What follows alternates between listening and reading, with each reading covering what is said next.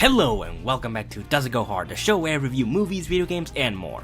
Today, I'm going to be reviewing something that I honestly did not even have plans on reviewing in the first place, but because it was just kind of there, available right out the gate, it was something that I could just watch easily without having to pay to go to the theater to watch it. But anyway, you probably have already guessed it, but I am going to be reviewing or talking about Chip and Dale Rescue Rangers 2022. It's that new Chip and Dale and Rescue Rangers. Can I be completely honest? First, can I be completely honest just right at the gate? I never grew up watching Chip and Dale Rescue Rangers. Now, yes, definitely I grew up watching Chip and Dale, like some of the cartoons and shorts with those two characters, but I never watched the Rescue Rangers. That was something that was very much out of my time. Definitely, I just hit my microphone. I was born in the 2000s, 2002 to be specific, and I don't think the Disney afternoon was as prolific during those times, or at least I don't think it was as big as it used to be back in probably the 90s. So definitely, it was something that I didn't really grow up with, unlike some other Disney afternoon shows that I definitely watched growing up and that I enjoyed, but it was one of the few ones that I was not exposed to. Even though, now with DisneyPlus, I kind of watched a few episodes just to kind of get myself kind of prepared for this, just to know what to expect overall. Even doing that, this movie was completely different from the show. So much, in fact, that I was even questioning myself, is this even the same property? So for those who don't know, Rescue Rangers was a pretty old show back in the day in the Disney Channel, mainly in the Disney afternoon, about the two titular characters, Chip and Dale, which used to do shorts or like little small cartoons before they got their own show, with other characters like Mickey Mouse, Donald Duck, Pluto, and stuff. And those were kind of the Chip and Dale stuff that I was kind of exposed to. Not much Rescue Rangers, like I said. But Rescue Rangers is pretty much these characters and some other new original characters kind of just solving mysteries and going on adventures. And you know, for the few couple of episodes that I watched, they're pretty fun, they're enjoyable, they're cute, definitely. And I could see why back in the day kids really were into a show like this. It's really adventurous and it really was funny, it was well animated as well. But now, it's 2022, and this new adaptation does kind of follow somewhat-ish the formula of a Chip and Dale episode, if you really think about it. But overall, this is a completely different thing. This film is somewhat of an origin story, if you could even call it that. It's somewhat of an origin story slash sequel slash reboot slash remake. It's hard to identify where to categorize this movie, but pretty much a small synopsis about the film in general. Well, obviously, it's kind of, like I said, the movie does tell you the origin of how both Chip and Dale met, which is kind of ridiculous.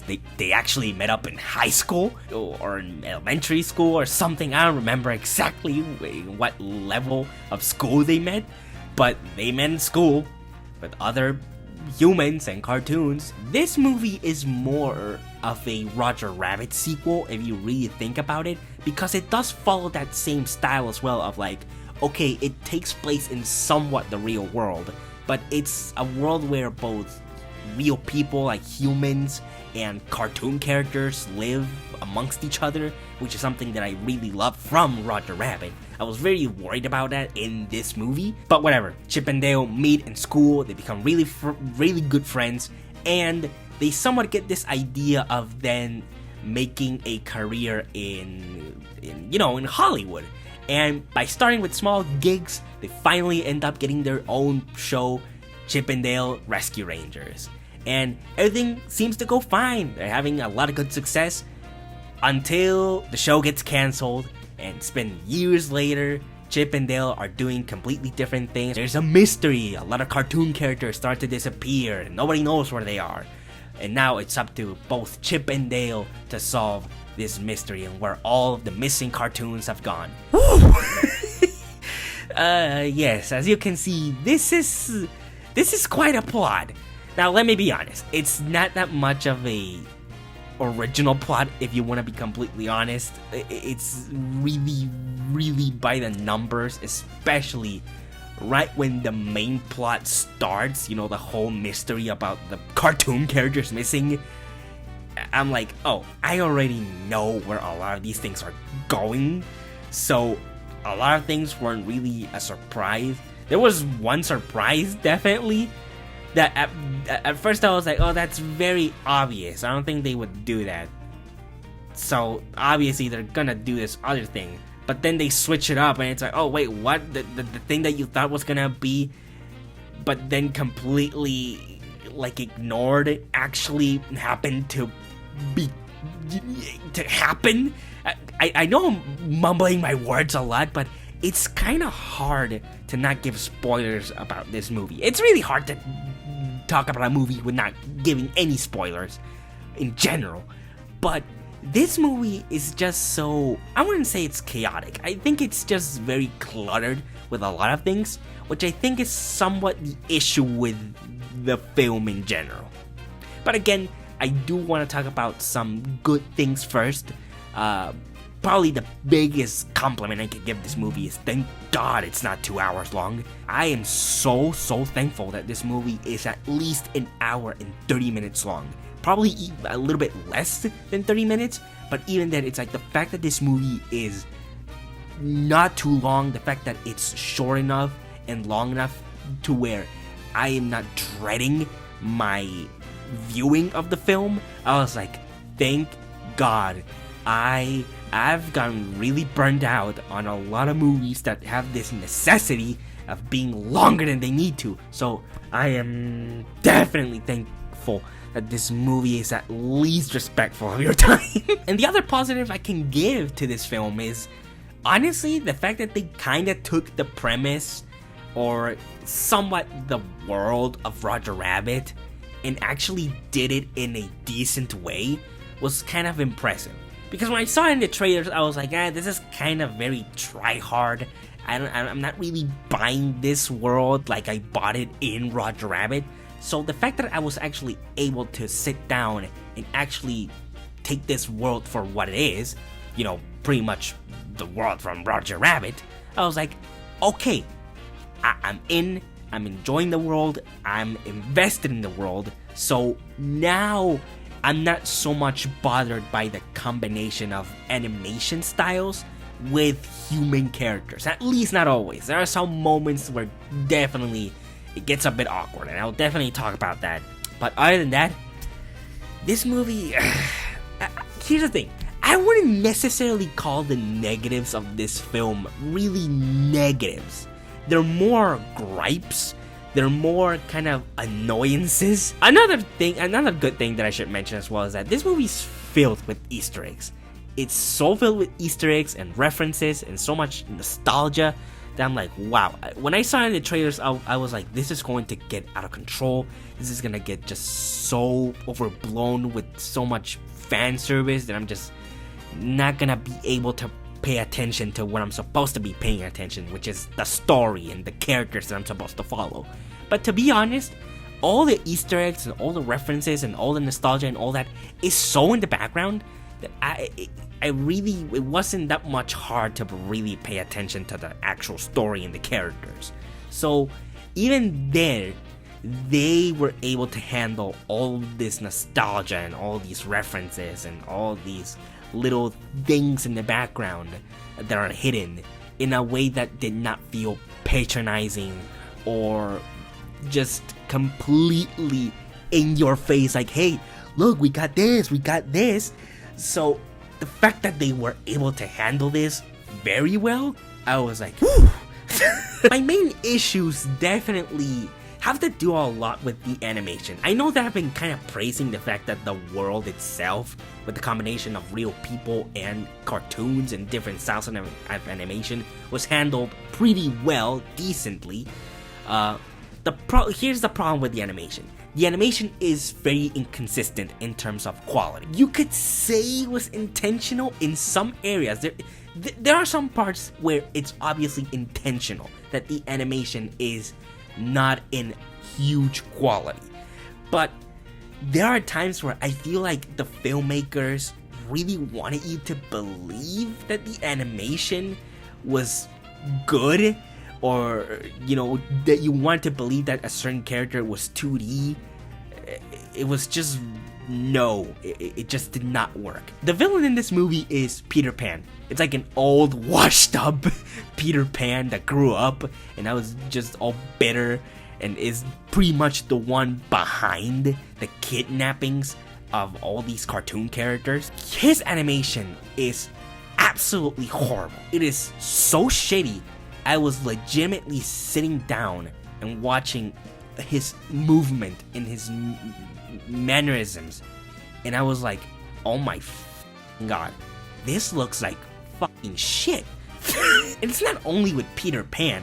There's a lot of characters. Even one of the I don't know. Can I be completely honest? I don't know who Chip and who I don't know who's Chip and who's Dale, to be completely honest. But one of them is clearly supposed to be a 2D animated character. But here's what they do in this film.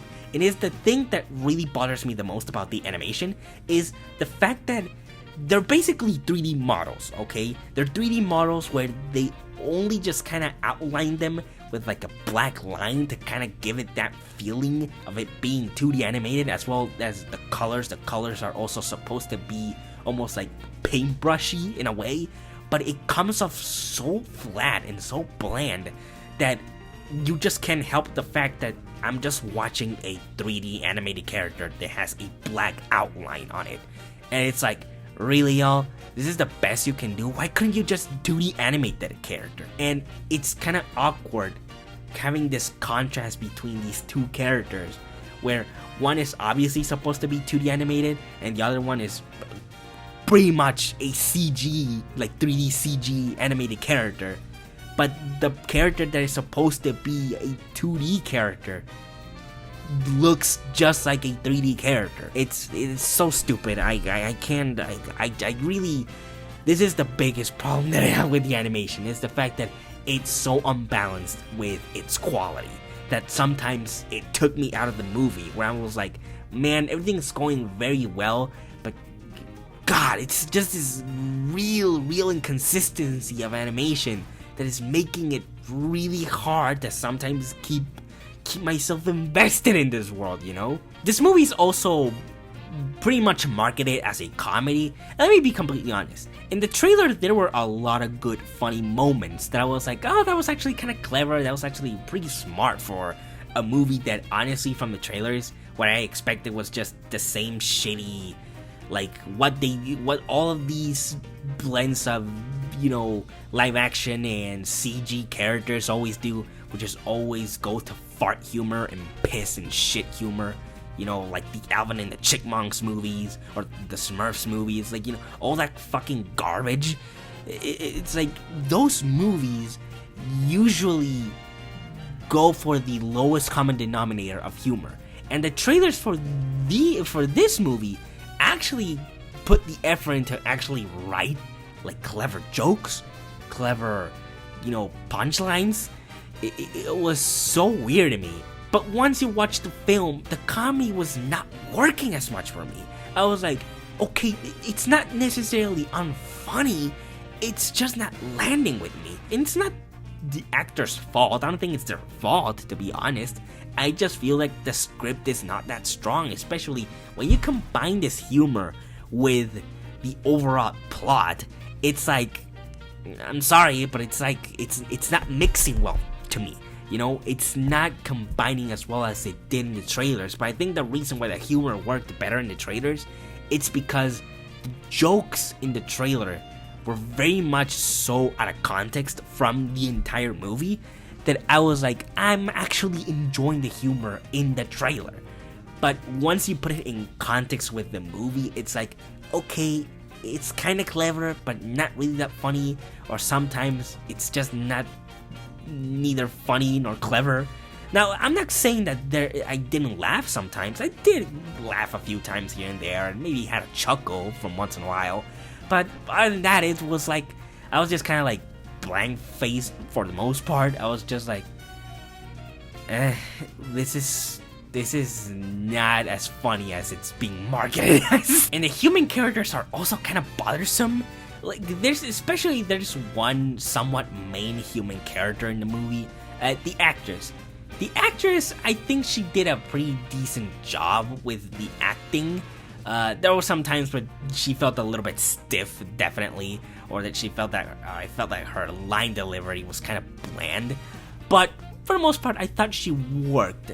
But the thing is that even then, her character feels so out of place. This is also the problem with these type of movies, is that you kind of go to watch these movies to watch the animated characters. It's like, for example, with the Sonic movie. I go watch the Sonic movie to see Sonic and the Sonic characters.